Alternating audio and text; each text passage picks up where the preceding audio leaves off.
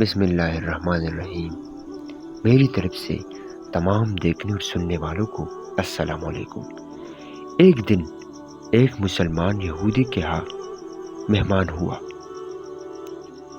تو وہ یہودی اس مسلمان کے لیے مہمان نوازی میں انگور لے کے آیا۔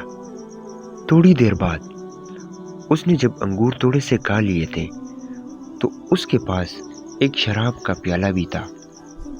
تو جب اس یہودی نے اس مسلمان کو وہ شراب کا پیالہ آگے کیا تو اس نے اس سے انکار کر دیا۔ اس بات پر یہودی نے کہا تو اس یہودی نے پوچھا کہ تم نے کیوں انکار کیا؟ تو اس مسلمان نے کہا کہ یہ ہمارے لیے حرام ہے۔ تو اس یہودی نے پھر سے کہا کہ بھلا یہ بھی تو اسی انگور سے ہی بنے ہیں، تو پھر یہ وہ حلال ہے اور یہ حرام کیسے؟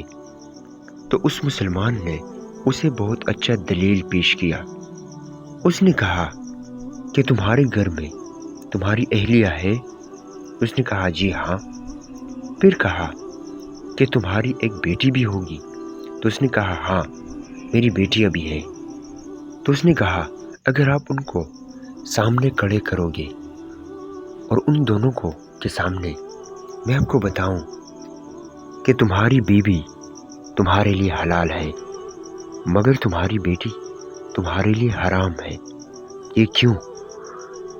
وہ بھی تو اسی ماں سے ہی پیدا ہوئی ہے، تو پھر وہ کیوں حرام ہے؟